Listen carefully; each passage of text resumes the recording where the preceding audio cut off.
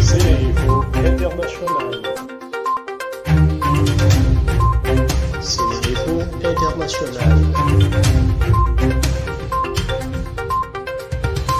abonné leen ci suñu chaîne YouTube ngir jot saa su nekk ay xibaar yu wér te wóor aju ci réew mi ak ci bitim réew. Sénéinfo.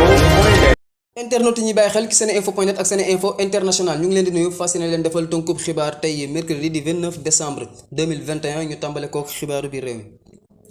mbir mi nga xam ne nag moo xew fële ca dëkk bu ñuy wax Pout Dagné nga xam ne nag dafa am ñoo xam ne dañ faa bañ ne duñ fa suul benn jigéen boo xam ne dafa faatu ñu ne ndax moom géwél la bi mu xewee ba léegi nag ñu bëri ñu ngi ciy yëkkati seen kaddu ki nga xam ne nag moom mooy Imam Kanté nee na daal fi mu nekk nii ñi nga xam ne ñoom ñooy cadre unitaire de l'islam ak association des communicateurs traditionnels bu Sénégal muy préfet ba ak maire ba wante itam ak imaamu dëkk ba ak ñi nga xam ne tam ñoom ñooy magu dëkk ba ngir ñu mën a séq waxtaan ngir am saafara soo xam ne saafara su sax dakk lay doon ci mbir moomu nga xam ne moom moo xew foofu la ci dëkk boobu di Pout Dagné ki nga xam ne moom lañ dénk doxalinu train express régional bi di Stéphane Claude Marc Volant moom nag àdduna jëmale ci prix yi nga xam ne yenn sénégalais yi nee nañ dafa cher moom nag nee na comme que daal ki nga xam ne mooy état Sénégal mooy client te it mooy chef am nee na bu ñu toogee daal ab diir bu fekkee ne nguuru Sénégal daf ne ko daal njëg yi dañoo cher dàqul ñu toog waxtaan ngir xool nan la ñuy mën a xoolaatee li nga xam ne moom mooy prix yooyu. njëgu teer bi nii lañ ko tëralee Dakar Thiaroye 500 francs la Dakar Rufisque 1000 francs Dakar Diamniadio 1500 francs bu dee première classe bi nag 2500 francs CFA la. waa coalition Yewwi Askan Wi amaat nañ ndam ci kaw préfet bu Matam gannaaw bi nga xamee ne préfet bu Matam dafa rejeté woon seen liste yi te ñu saisiroon cour d'appel jox leen dëgg. ci ginnaaw ga préfet bu Matam moom dafa saisiroon cour suprême bu Saint-Louis nag bi muy àtte ci mbir mi kon ñii di waa coalition Yewwi Askan Wi la joxaat dëgg ndax confirmé na seen liste ya.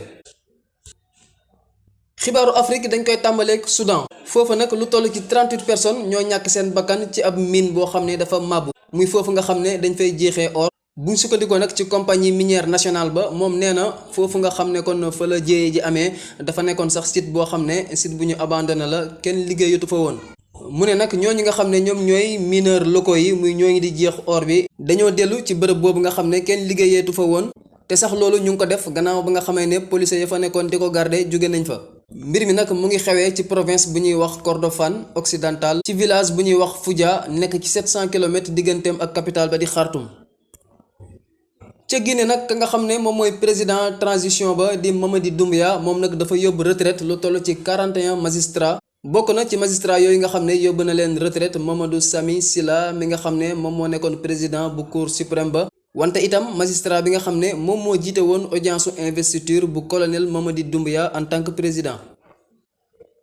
xibaaru bitim réew benn ponk lay doon muy waa États-Unis yi nga xam ne ñoom nag nee nañ dinañu fal ab émissaire muy ab ndaw boo xam ne day taxawu li nga xam ne moom mooy àq ak yelleef yu jigéenu Afghanistan. ki nga xam ne nag moom lañ tabb moom mooy Rina Amiri nekk ab américaine boo xam ne sax mu ngi juddoo foofule ca Afghanistan moom nag jot na sax liggéey ak li nga xam ne moom mooy administration bu président ba fa nekkoon di Barack Obama.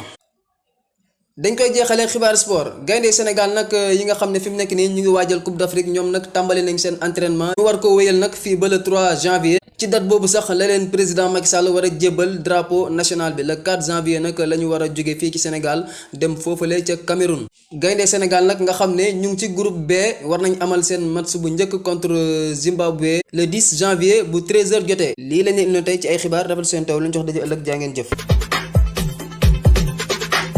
askanu Sénégal ak bitim réew seen groupe d'information bi di Seneinfo International ubbil na leen ay buntam ci www.seninfo.net ngir ngeen di mën di am bépp xeetu xibaar ca ba mu jotee ci ay anam yu wóor moo xam xibaaru politique la ci wàllu culture bi cosaan ak aada xibaaru tàggat yaram xibaaru diine ak lépp lu xew ci àdduna bi mën ngeen a abonné wu ci YouTube bu Seneinfo International ngir xam li xew ci seen réew ak fépp ci àdduna bi seen groupe d'information Seneinfo International ndimbalu askan wi moo ko tax a jóg